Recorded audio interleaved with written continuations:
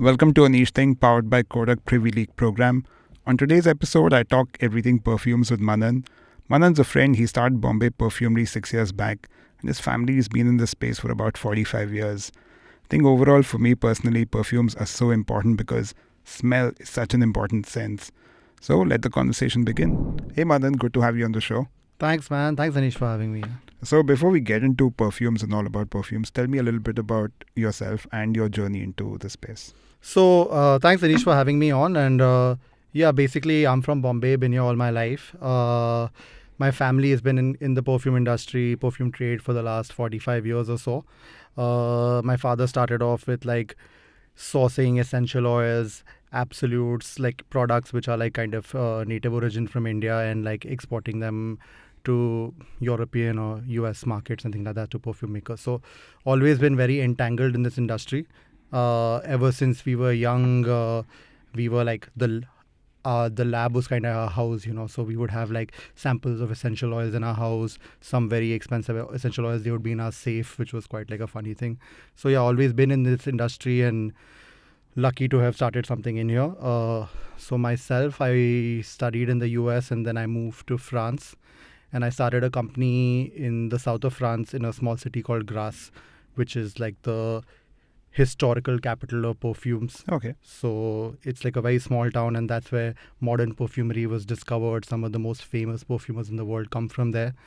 So I lived there for 5 years, learned as much as I could about perfumery. It gave me amazing opportunities to travel like all across the world to very random places like Haiti, random islands in Indonesia, Egypt, random spaces in China, Turkey, Bulgaria, things like that. So yeah, after doing that for like about 5 years living in France, living the south of France life, I had like this itch to kind of do something a little bit more creative and more interesting. And that was this time when niche perfumery had become quite a big thing in Europe. There were a lot of niche brands making a lot of noise. And I thought like, being from the perfume industry, why don't I have the best kind of resources and the best kind of like macro view and try to do something interesting. So yeah, moved back to Bombay, decided one day to move back to Bombay and start Bombay Perfumery, one of the first kind of niche fine fragrance brands out of India. And yeah, now it's been 6 years since we've started, and that's how I got here. It's been 6 years, huh? Yeah, time flies, yeah. The moment you said Haiti, I remember when I met you, I think that time you were in Haiti looking for some, again, vetiver or something. Vetiver, yeah. And I was like, man, that's a cool job. Yeah. So a lot of people a lot of my friends were always like, why did you come back to Bombay? And like, because every time you were traveling to all these exotic locations and doing things which seem so fun, right? Like being in a vetiver farm in Haiti, like taking a so it's not even in Haiti, like the main city, like you go to the main city and then you take a small seaplane, 2-seater plane in another edge of Haiti, because going by road probably you'll get killed on the way because it's super dangerous. So you go to this remote part of Haiti where the vetiver farms are, and then you see farmers like collecting the roots and distilling them into golden essential oil. So yeah, that I've gone to like a lot of jasmine plantations and gardens in the south of India, been to random places in Indonesia, hunting for patchouli in the middle of forests. So yeah, it was a super interesting job already to begin with. Yeah. So, but I wanted to do something a bit more kind of create a brand of my own. At the end of the day, essential oil, you're just buying and selling them. It's not that much, not a creative outlet. So that's how I jumped into this. So let's get into perfumes. How do you even define a perfume? And maybe a little bit of history on where perfumes came from. Yeah. So I'm not like the most best resource for like historical info about perfumes, but I think perfume making has been a part of the human kind of, human history for the longest time, right? I think like the oldest perfumes, you have perfumes that they found in ancient Egypt and Indus Valley and things like that. I think perfume making has been really a part of like human culture. I mean, 2 out of the 3 gifts that Jesus got were like perfume related, right? Incense and frankincense and more. So, I mean, for some reason, humans don't want to smell bad, I guess. So great. They've been trying to kind of hide their malodors and smell exotic and smell luxurious and things like that. Here in India, I think, we have a very rich history of perfumes, like with our attar making, which comes from the Mughal times. And that's one of the interesting things. I think whenever I speak to people, it's when they think of perfumes, they think of it as this like luxury, fine fragrance thing. But fragrance really permeates all parts of our life, right? When we look at the perfume industry, like the cheapest form of perfume is agarbatti, which is such an important part of Indian culture. And even like in people who cannot afford a lot of money, they still want to have a good, powerful, nice smelling agarbatti in their house, and everyone has their own particular one that they want to kind of use. So fragrance is a very important part of everyone's culture, DNA, and it kind of defines who they are. So yeah, I'm very lucky to be a part of it. Also, one of the most interesting sensory experiences, right? Yeah, definitely. And it's not only about perfumes. Agarbatti is a great example. I actually never thought of that, but yeah, that's again just fragrance. And even in our food, fragrance is such an important part. Yeah, everything. So like if we look at the perfume industry, we kind of break it down into two verticals. It's fine fragrance is what we see in all the fancy shops and Bombay Perfumery or duty free or whatever. And then we have this whole big section which is called functional perfumery.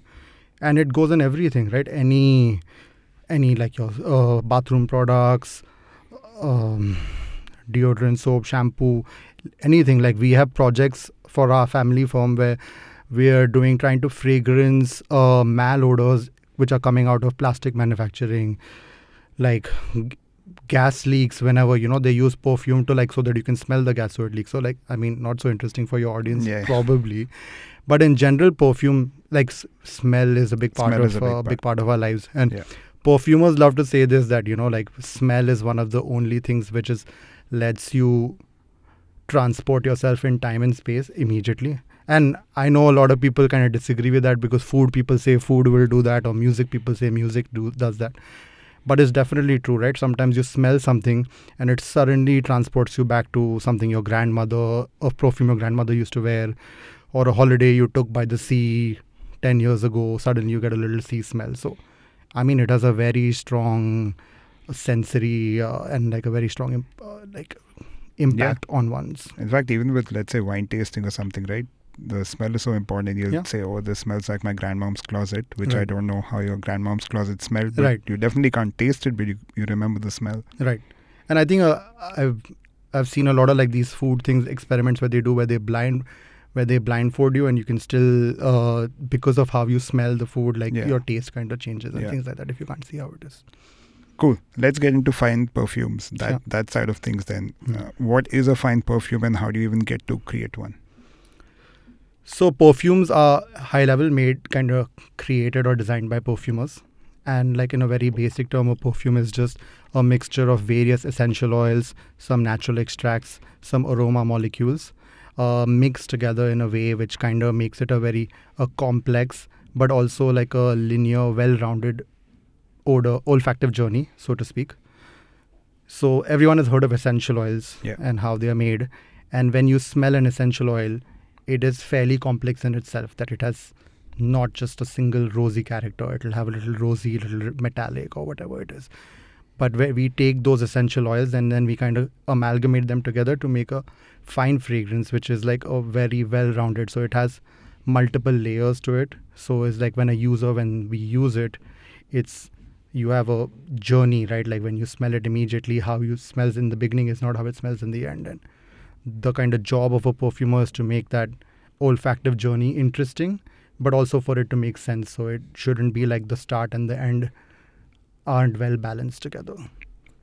Making it itself, it's fairly straightforward. You take your ingredients that you've chosen in the right combination and you mix them together. There's not that much technical stuff behind it, but the most important part is the ingredients that you choose and the balance and the balance of the formulation. That's where is kind of the big game, basically. What are the kind of classifications you have in perfumes? So that's a big thing that people ask us.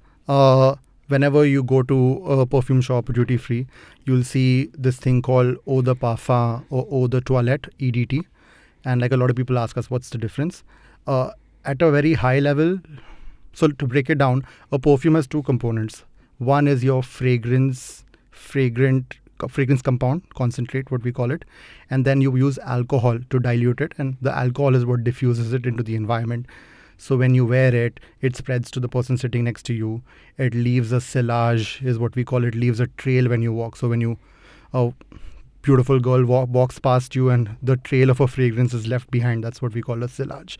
And alcohol is what kind of helps you do that. So coming back to your question, when you see a perfume which says eau de toilette, which is EDT, that's a categorization to explain how much perfume and how much alcohol is there. So there are a few kinds. Starting from the lowest is what we call the EDC, or the eau de cologne, which has 5% perfume and 95% alcohol. Then you have EDT, which is eau de toilette, which is 10%-ish perfume and 90% alcohol. And then you have these things called eau de parfum, which Bombay Perfumery, all our products are EDPs, which are 20 to 22% fragrance and 80% alcohol. So it's just the concentrate of the fragrant part of that composition. So this will define the price points, I assume, and how long it lasts? Longevity, how long it lasts. I think that's the two big things. And certain ingredients, because of just the way they are, like their molecular structure, the way it is, you probably need higher doses of it for it to create an impact. And is there some merit to, is there a bigger use case for one of this over the other? I think it's a little bit of it is kind of marketing, frankly speaking. You can construct a very interesting eau de cologne also, which smells very refreshing and is like, not everything needs to. So the barometer, unfortunately, a lot of people use is that, my perfume lasted a long time, so it must be good, or so it must be expensive, or so it must be niche. I think it's kind of silly. The point is that that olfactive journey needs to be interesting, right? And if you use, for example, a lot of citrus kind of notes, is what we find a lot in colognes. Molecularly speaking, citrus notes dissipate into the environment very fast. So because of that, EDC might not last that long, but that doesn't mean it's a cheap perfume or it's not a good perfume. Pure bergamot oil is extremely expensive. Yeah. But it's just, I think it's a little bit of a marketing thing where people say, mera 10-12 ghanta chala my perfume. But it's kind of, I don't buy that notion. This journey you keep talking about, take me through that. What's a journey of a perfume? Yeah. So maybe some people might have heard of like top note, heart note, base note when you buy perfumes. I think maybe wine or something might have similar, I don't know. Alcohol, similar, yeah. So because of the way the ingredients are molecularly, they react to the environment in different time periods. So a top note is like when you spray a perfume or spritz a perfume, the first, immediately you get a smell, right? That's what we call the top note. And that's normally citruses, ginger, pepper, those type of ingredients, which they are very volatile compounds, so they kind of dissipate in the environment very fast. After those kind of move, we have what we call our heart notes, which come, let's say, maybe half an hour into the perfume journey, maybe a little bit depending on the fragrance. Those are more of your fruity notes, floral notes, vanilla, things like that. And then after that, what we have is what we call the base notes, is which are the longest lasting and which are the heaviest molecules in your perfume formulation. So they'll be lasting for hours. And normally that's like things like woody notes, vetiver, sandalwood, amber, musks. These are, because of just the way they are structurally, they are very heavy and they take longer to kind of dissipate into the environment. So the journey for me or somebody as a perfumer is that top note to the bottom note, it needs to make sense, right? It can't be like suddenly I'm smelling citrus and suddenly I'm smelling musk. It needs to be linear. It needs to make sense kind of perfumatically. And for a regular person, they don't know all these things, but they just know that it smells cohesive. Yeah. There's not like jagged edges, so to speak, to the olfactive. Give me an example of, let's say, one of your perfumes, right? What's the journey? So one of our best kind of selling perfumes and what we get the most kind of questions about is this perfume called Chai Musk, which is a deconstruction of in Bombay chai. Yeah. And a lot of people ask, I don't want to smell like chai. So, of course, that was not the point of the fragrance, to recreate the smell of a chai, but is to use ingredients which are kind of specially used in chai in Bombay, which we don't find in the other places. So, in our top note, we have fresh ginger. And for that, we use a supercritical ginger oil, which makes the ginger last much longer than a regular ginger essential oil would. We use Palmarosa, which is also has very citrusy sort of notes. Then in our middle notes, we have Osmanthus, absolute, very interesting, also very expensive ingredient, which has a kind of fruity, animalic kind of note to it. And then in our bottom, we have things like sandal and a milk concentrate and things like that, which kind of gives it that milkiness that we sense in a chai. But because sandal, woody notes, milk and things like that are heavy molecules, we smell that kind of towards the end. So yeah, that's a breakdown of like the top, heart, bottom of one of our fragrances. You said critical ginger. What's critical ginger? So essential oils, I don't know if you know how they are made. Please tell us. So an essential oil is like one of the oldest kind of distillation methods, like very similar to your gin distillations and things like that. It's basically a botanical distillation. Yeah. Let's say you see a rose in a garden. Like, how do you get that rose smell inside your perfume bottle? That's what a lot of people ask us. We make this thing called a rose essential oil. And the way we do it is you take a shit ton of roses, you put them in a massive steel, what traditionally used to be called an alembic. I think maybe they use that in gin making as well. I don't know. It's basically a steel vat. Put water in it and heat it up. And as it boils, the essential oils, which are part of that rose petal, which is giving it that fragrant character, seep out of the rose or whatever your vegetal is. It can be a flower, it can be a leaf, it can be a twig, whatever. It seeps out and it becomes steam because of the heat. And then we catch the steam at the top of the vat. We condense it back, so we cool it back down. And it becomes water again. And then what happens is, because you have now what is the water and the essential oil, and oil and water don't mix, so the oil floats at the top, and you basically just collect the oil from the top. That is what we call an essential oil. So in this case, it would be a rose essential oil. And at the bottom, what we is left over is called a hydrosol or a water. And a lot of times it has some use in cosmetics and things like that, because it has some little bit of flavors, so a little bit of scent also, and it can have some active properties like nourishing, whatever. So that's an essential oil. That's what have been historically been used in perfumes since forever. Right? This is a very old technique. It's not something new.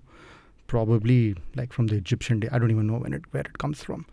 But now, as modern perfumery evolves and the need for like better lasting, better performing ingredients, new processes are coming into place to basically extract that smell out of a certain vegetal or a flower or a leaf or whatever it is. So some products, the latest technique that people are using is doing supercritical extraction, is what I was talking about. Is we pass compressed CO2 gas. I don't know exactly technically how they do it.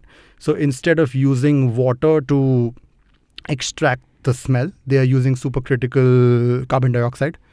And they are using it because water in a sense kind of damages the vegetal itself. And if it's like a flower or something like a ginger, it might not give out all the compounds which give it that smell. So this is a supercritical extract, makes it as close to a live ginger or a live flower as it would be.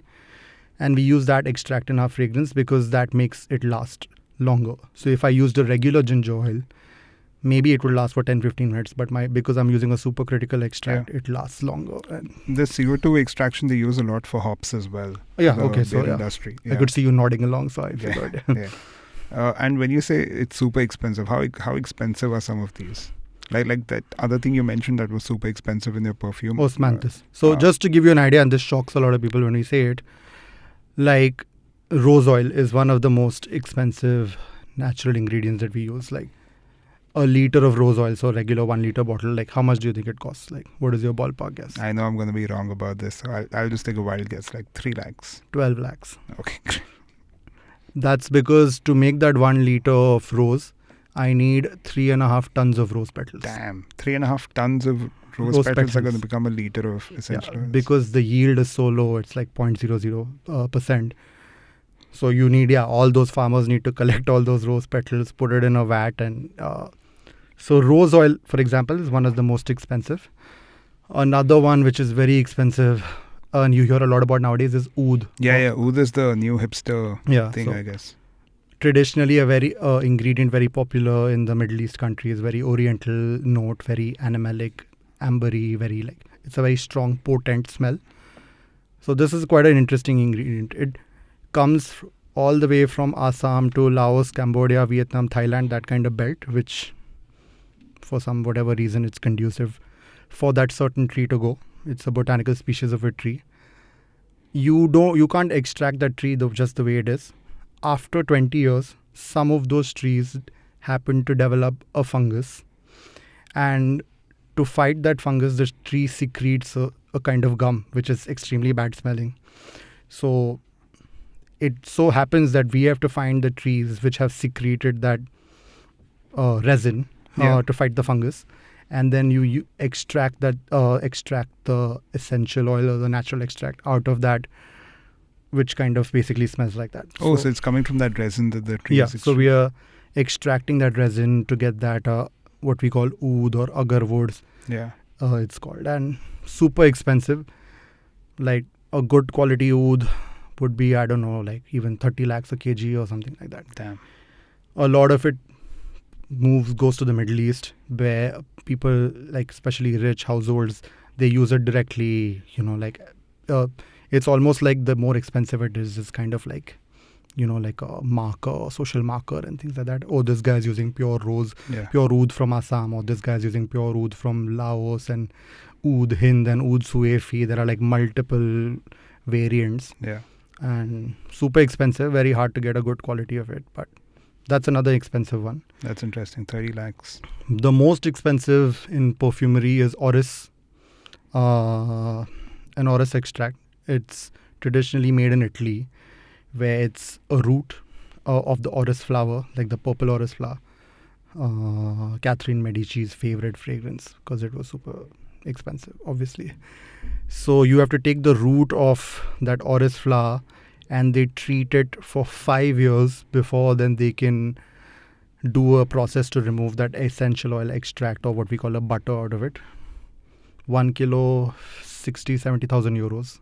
Damn. So it's like 60 lakhs, 70 lakhs, something like that. That's crazy. And you can maybe get 10 or 20 kgs a year. But the point of all these essential oils, these expensive ones, is you need very minute dosages in your final fragrance to give you that naturalness or that floralcy or whatever it is. Yeah, that's what I was just going to ask. What's the dosage like, let's say in a 100 ml perfume? Very less. So, I mean, if you look at 100 ml EDP, 80% is alcohol. So if you take 20 ml left, out of that, probably a rose extract or something like that, you are at like sub 1 ml, because it would, like, it needs. But even at that dosage, it is adding that live, natural flower petal effect, what we call, or that floralcy, which you cannot get in other ingredients. So in a rose perfume, so to say, you would have other ingredients which smell rosy. So you have a geranium, for example, which is very similar to a rose. You probably have some chemicals which also smell like rose. But that 0.001% of pure rose oil will give you that boost, which even a regular person can tell the difference between one with it and one without it. Apart from the classifications of what you told me, anything else you need to look out for when you're buying a perfume that someone can read on the label, perhaps? I don't know, read on the label, but what I tell most people is perfumes are very personal, right? And we all have our kind of skin chemistry and how each fragrance reacts with our skin. So don't just buy something because you like the brand, or you like the packaging, or you like the model on the box. Or you need to use the fragrance. The big thing that is wrong about the way we buy perfumes is you go to a duty free, you spray it, you decide in 5 minutes if you want to buy it or not. And after you spray 5 of those cards, you don't even know which card is which, because they all smell the same. You're just smelling the top note. You're not seeing how it's reacting to your skin, how long it is lasting. So that's what I recommend to everyone. Like, please wear your fragrance that you're going to buy, wear it for a day, wear it for 2 days, see if you like it, see if you like the whole journey of it. And don't just buy something because it's expensive or if the brand is cool. Like, that's interesting. Fly from one duty free, put the perfume, land in the other airport, see how it reacts. Yeah, maybe that's a good way to do it. Yeah. Nice. Yeah. Or don't buy from duty free, buy from niche brands like Bombay. Of course, that is a given. We'll take a short little break, and after we come back, we'll get into the sensory analysis side of perfumes. In this digital era where everything is changing, a bank offering just banking services is the bare minimum. My Kotak Privy League banking program offers me invites to curated gram-worthy events, offers on coveted brands, lifestyle complimentary cards. Well, it's a banking program truly personalized to meet my every need. With crafted lifestyle privileges and a you-first approach, Kotak Privy League not only elevates my banking experience, but also makes me feel prioritized. Welcome back to the show. I'm with Manan and we are talking everything perfumes. Manan, let's get into the sensory analysis part. And I think this is the whole olfactory senses. It translates to so many things in our lives, right? Yeah. So I think I want to touch a little bit upon how important it is to actually be able to smell things. Yeah. And then how do you actually go about smelling a perfume? Sure. Yeah. So, I think smell is one of the most important senses, right? And I think we were just talking about it before that even with eating food and things like that, how you smell the food is has a big impact on how you perceive it. So, yeah, I think perfumes are one of the most kind of personal statements somebody can make about it, right? It's literally on your skin. It's not like clothes in a sense. You don't wear different clothes every day, but you probably wear the same perfume every day, right? So it becomes your signature for the people you work around, for your families and things like that. So there are people who wear the same perfume their whole life, right? And it becomes their kind of signature identity.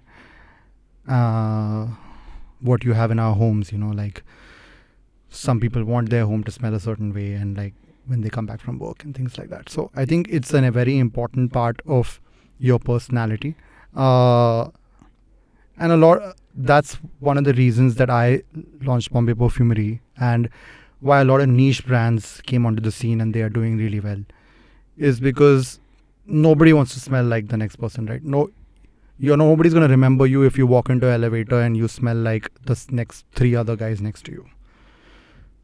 The one reason that niche brands are doing so well is because they've kind of broken that traditional perfume, not perfume making, because that's always been interesting, but perfume launching journey, which was really broken and commercialized. I can talk about it a little bit later.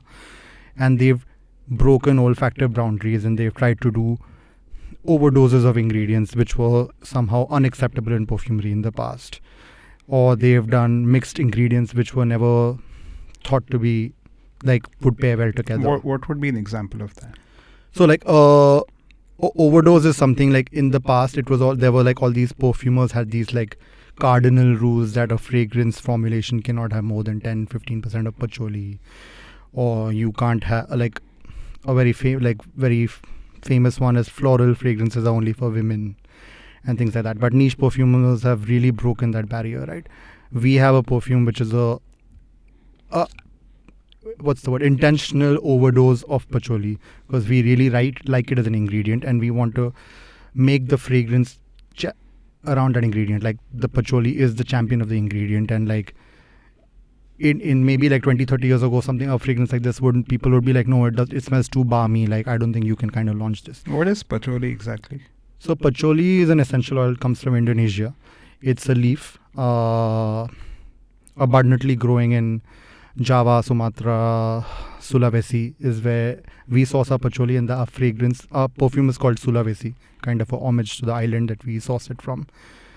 And yeah, it's an essential oil, but been a big part of kind of popular culture, popularized by the hippies who used a lot of patchouli, when in the 70s or whatever. A lot of times when people smell patchouli, they feel it smells very much like a mandir, because it has that kind of a little bit of frank incense, a little bit woody, a little bit herbal kind of smell. But a very important ingredient in perfumery. Almost every perfume will probably have a little bit of patchouli in it because it has fixative properties.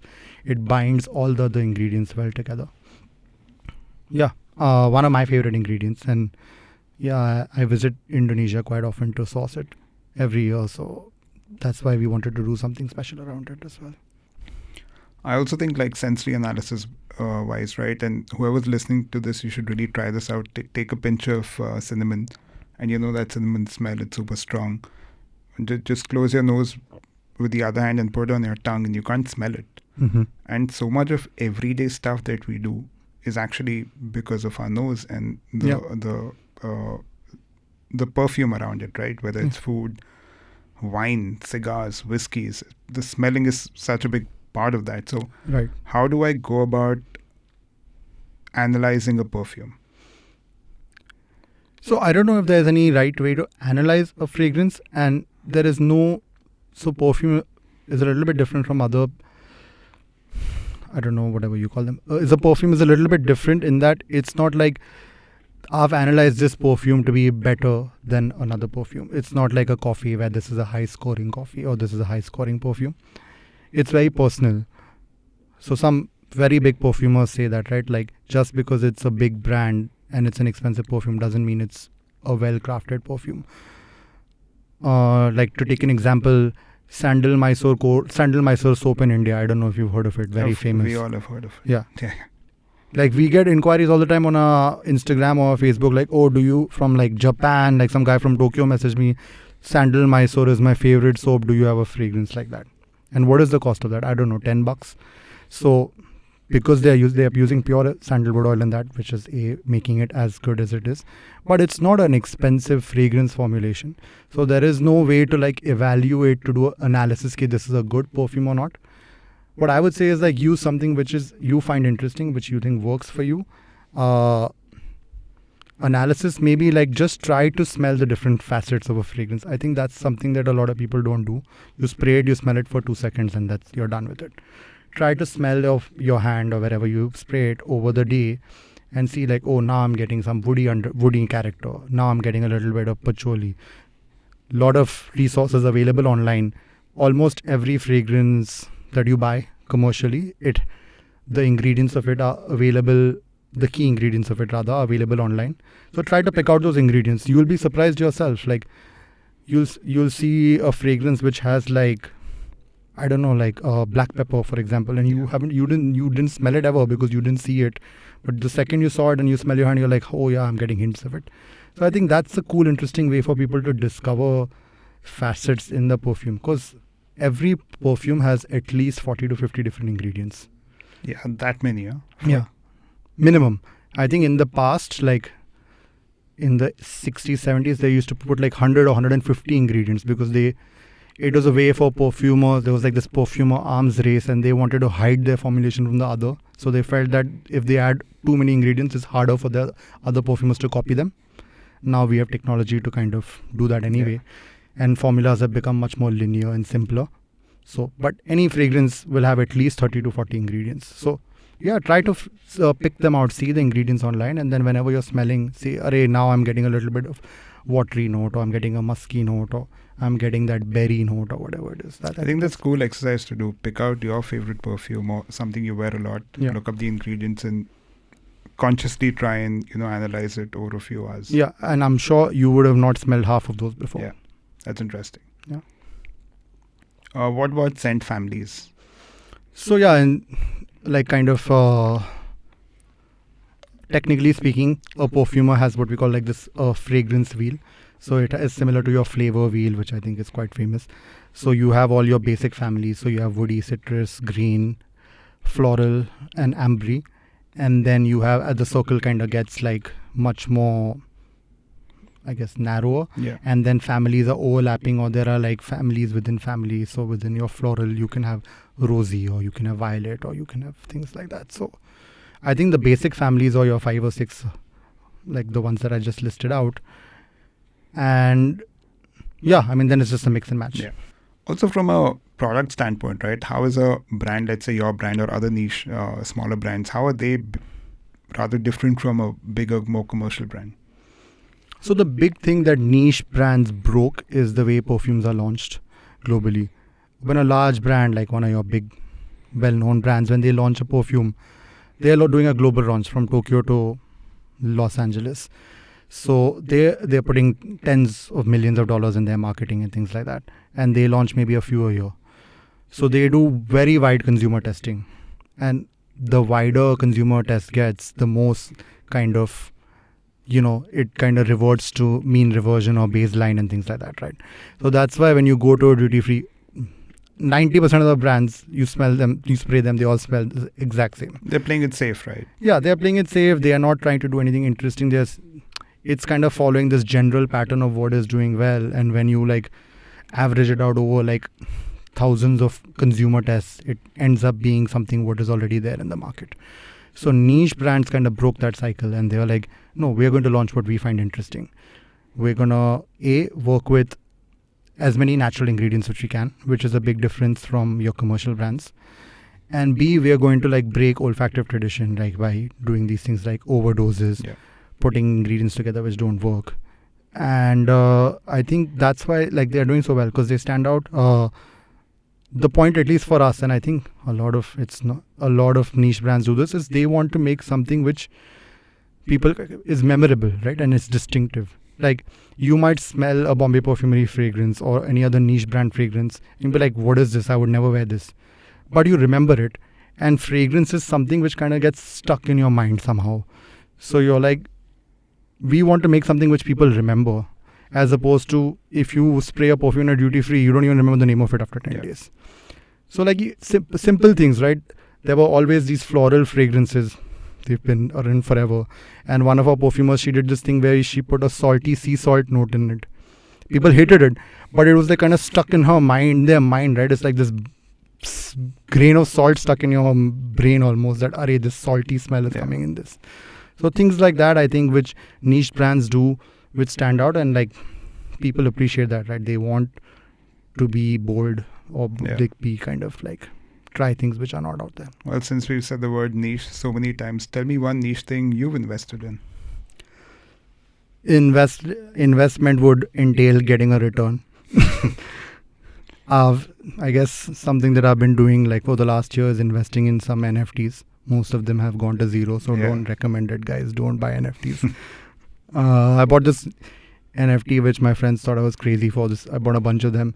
This photographer had apparently 1,000 objects in her house, like a coffee cup, this, that, things like that. And she photographed each and every single one of them and put it on the chain. And I bought like 10 of them, thinking, oh, so cool and so niche. Cool, So yeah, not sure it's an investment, but that's amazing. What I've been doing recently.